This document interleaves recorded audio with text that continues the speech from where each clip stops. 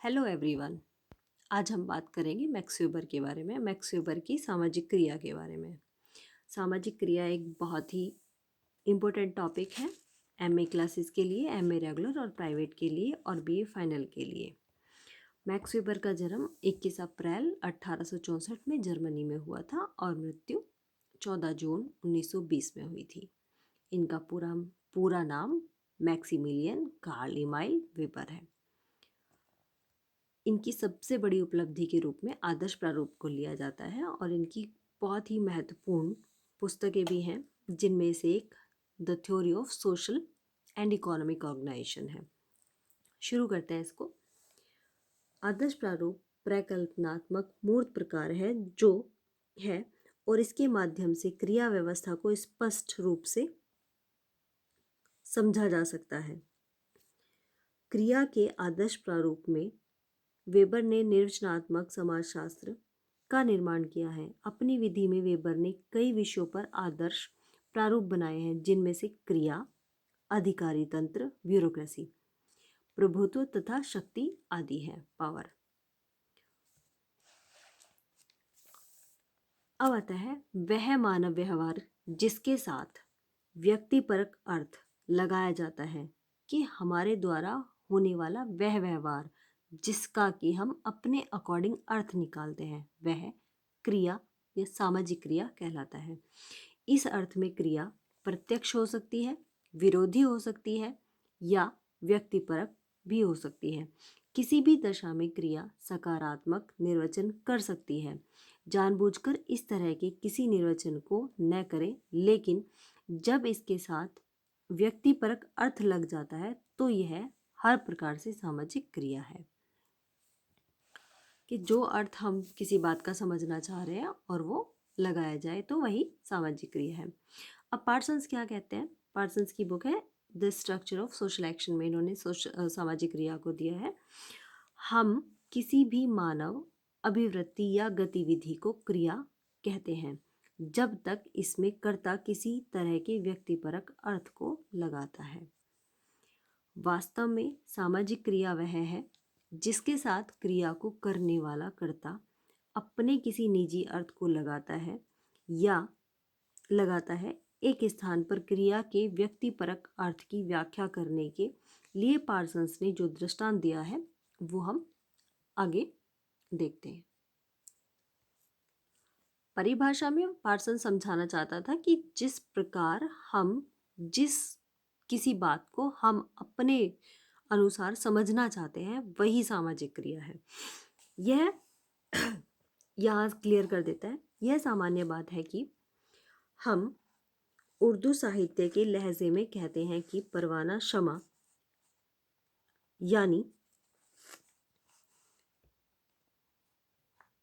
यानी दीपक पर न्यौछावर होता है। इस तरह का अर्थ पार्सन्स के लिए बेमतलब है। यह हमारी सोच है या शायद शायर की कल्पना कि परवाना शमा से इश्क करता है और वह इसलिए उस पर मर मिटता है। यह क्रिया नहीं है। अब उन्होंने डिफाइन किया कि इस तरह का वो जो वक्तव्य है वो क्रिया नहीं है। वह इसलिए उस पर मर मिटता है, यह क्रिया नहीं है। यदि शायर परवाने से पूछ पाता कि वह दीपक पर क्यों न्यौछावर होता है और दीपक बता पाता कि वह प्रेम के अतिरेक में जल मरना चाहता है, तो पतंगे का यह व्यवहार वेबर के अर्थ में क्रिया होता। लेकिन क्योंकि ना समा है, ना परवाना है, ना वो उनसे पूछ सकता है, तो इसलिए यह क्रिया नहीं है। महत्वपूर्ण यह है कि जब कर्ता किसी गतिविधि को करता है, मतलब कि हम जब किसी काम को करते हैं और उसमें उसकी ऊर्जा खर्च होती है, तो हमें उस काम को करने में कुछ ना कुछ हमारी एनर्जी जो है वो लगती है और इस गतिविधि का अर्थ स्वयं कर्ता लगाता है, तो यह सामाजिक क्रिया है। हमने जो भी अब तक पढ़ा उसको हमने अपने अकॉर्डिंग समझा और हमारे समझ आया, जो बात हमारे समझ आई वही सामाजिक क्रिया है। सामाजिक क्रिया में व्यक्तिपरक समझ का होना आवश्यक है कि अगर हम जो भी पढ़ रहे हैं और वो हमारा टॉपिक क्लियर हो गया तो वो सामाजिक क्रिया कहलाएगी। व्यक्ति जो अर्थ लगाता है उस अर्थ का निर्वचन समझ या वस्टेन है। जब तक मानव व्यवहार को इस तरह के व्यक्तिपरक बिंदु से देखा नहीं जाता वह क्रिया की श्रेणी में नहीं आता, और इसलिए वेबर इसे व्यवस्थित समाजशास्त्रीय सिद्धांत में सम्मिलित नहीं करते कि यदि आप कितना भी पढ़ लो लेकिन आपके समझ नहीं आया तो वो सामाजिक क्रिया नहीं है। लेकिन अगर आपने 2 लाइन भी पढ़ी है और वो आपके समझ आ रही है, आपके टॉपिक को क्लियर कर रही है, आपके डाउट्स को क्लियर कर रही है, तो वो आपकी समझ है, वस्टेन है, और वही सामाजिक क्रिया है। इनकी books the Protestant ethic and the spirit of capitalism, economy and society, the religion of India, the religion of China, the city, the theory of social and economic organization. अगर नहीं दिखाई दे रहा हो तो वॉइस पे ध्यान दे लेना, क्योंकि अपलोड होने के बाद वीडियो धुंधला हो जाता है। अब है सामाजिक क्रिया का आदर्श प्रारूप। क्या आदर्श प्रारूप किससे क्लियर होता है? उसके प्रकार से। सामाजिक क्रिया हमने देख ली, कौन सी सामाजिक क्रिया होती है? जो हम अपने अकॉर्डिंग समझते हैं, जो हमारे समझ आता है, वही सामाजिक क्रिया कहलाता है। या फिर जिस भी स्थिति में हम उन चीज़ों को समझना चाहते हैं या लेना चाहते हैं, वह सामाजिक क्रिया है। अब आता है सामाजिक क्रिया के प्रकार। वेबर के अकॉर्डिंग सामाजिक क्रिया के 4 प्रकार हैं। नंबर 1, उद्देश्य से जुड़ी क्रिया, जिसे हम रैशनल एक्शन के नाम से जानते हैं। तार्किक क्रिया। तार्किक क्रिया, इसमें व्यक्ति का व्यवहार विवेकपूर्ण होता है, लेकिन यह विवेक लक्ष्य प्राप्ति के साधन के रूप में प्रयोग में आता है। कि जो हमारे पास विवेक है, हम उसको किस में यूज़ करते हैं? हमें अपने लक्ष्य को निर्धारित करते हैं, और निर्धारित करने के बाद विवेकपूर्ण तरीके से अपने लक्ष्य की ओर बढ़ते हैं। यही हमारा रैशनल एक्शन कहलाता है, मतलब तर्कपूर्ण क्रिया। वेबर की दूसरी क्रिया है, वेबर की लक्ष्य अभिस्थापित तार्किक क्रिया को 3 दृष्टांतों से देखा गया है। नेक्स्ट नहीं आई अभी, इसी को 3 दृष्टांतों से देखा गया है। मैं जल्दी जल्दी पढ़ देती हूँ उसको। नंबर 1 है, इंजीनियर यह लक्ष्य निश्चित करता है कि वह नदी के ऊपर पुल बनाएगा, और यदि यह पुल ऐसा मजबूत होगा कि किसी भी हालत में बाढ़ आदि में बह न जाए। इसके निर्माण के लिए इसकी ऊंचाई, चौड़ाई, लंबाई, सीमेंट का अनुपात आदि साधन है। इन साधनों का प्रयोग इंजीनियर अपने संपूर्ण गणितीय व भौतिकीय ज्ञान के आधार पर करता है। तो इस प्रकार की क्रिया जो है वो तार्किक है। सोची समझी और उसके बाद की गई क्रिया तार्किक क्रिया कहलाती है। दूसरा दृष्टांत है, पढ़ मैं इसलिए देती हूँ क्योंकि दिखने में शायद धुंधला हो जाए, इसलिए मैं पढ़ देती हूँ। दूसरा है, यह हमारी भूल होगी कि यदि हम समझे कि सटेरिया, अच्छा एक सटेरिए का है जो सट्टा लगाते हैं लोग, तो इसमें कहा गया है कि ये हमारी भूल होगी कि सटेरिया शेयर बाजार में जाता है तो भाग्य के भरोसे सट्टा करता है। ऐसा नहीं है कि वो भाग्य के भरोसे रहता है, बल्कि वो निश्चित रूप से उसका उद्देश्य सट्टे द्वारा धन प्राप्त करना है। लेकिन धन लगाने से पहले वह बराबर विवेकपूर्ण दृष्टि से यह देखता है कि शेयर बाजार का रुख कैसा है। वास्तव में वह सट्टे बाजार का एक निश्चित अध्ययन करता है और फिर इसमें अपनी पूंजी का विनियोग करता है। जबकि हम सोचते हैं कि सट्टा लगाने वाले तो ऐਵੇਂ ही सट्टा लगाते रहते हैं, जबकि ऐसा नहीं है। तीसरे पॉइंट से और बिल्कुल क्लियर हो जाएगा तार्किक क्रिया क्या है। हालांकि आपको जो वैसे पढ़ने को मिलते हैं नोट्स वगैरह में ये चीज़ें नहीं मिलेंगी, ये बिल्कुल जो मैक्स वेबर की बुक है उससे रिलेट है। वेबर ने तीसरा दृष्टांत युद्ध में काम करने वाले मेजर का दिया। मेजर मोर्चे पर विजय पाना चाहता है, यह उसका लक्ष्य है। इसे प्राप्त करने के लिए तार्किक आधार पर वह जिस रणनीति को बनाता है वह उद्देश्य प्राप्ति के लिए की गई तर्कपूर्ण या विवेकपूर्ण क्रिया है।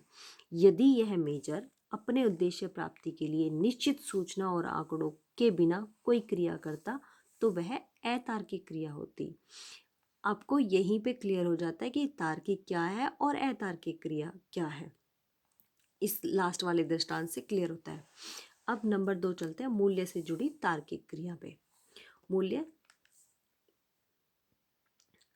जहां पर एक्शन वर्ड यूज होता है रैशनल एक्शन और वैल्यू। इसे मूल्यात्मक क्रिया भी कहते हैं। मूल्य से जुड़ी तार्किक क्रिया, तो इसे मूल्यात्मक क्रिया भी कहते हैं। पहली तार्किक क्रिया, दूसरी मूल्यात्मक क्रिया।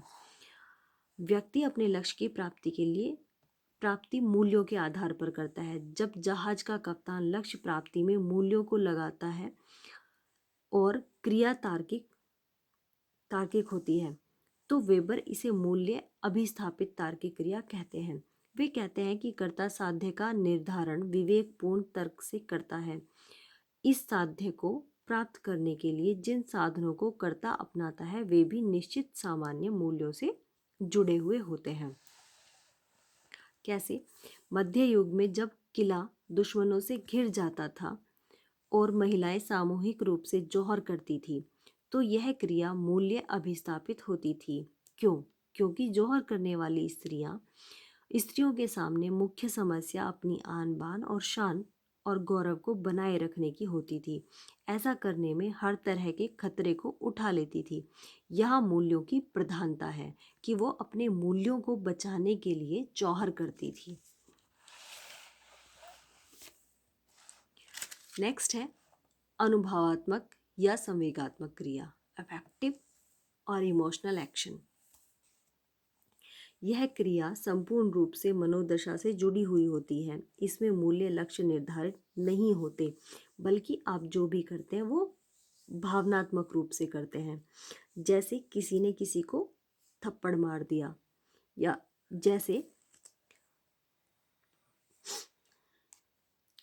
स्कूल से लौटा बच्चा जब अपनी पेंसिल खो आता है तो उसकी माँ के द्वारा आवेश में आकर उसे थप्पड़ लगा देना, यह क्रिया अनुभवात्मक है।